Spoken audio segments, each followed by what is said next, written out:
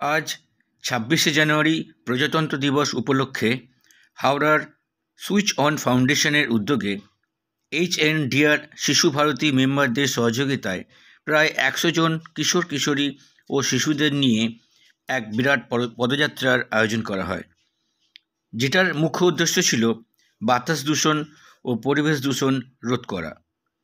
এই শিশুদের মনের কথা হলো হাওড়া লাভস ক্লিন এয়ার, যেটা সত্যি পাওয়া খুবই দুঃসাধ্য হয়ে যাচ্ছে।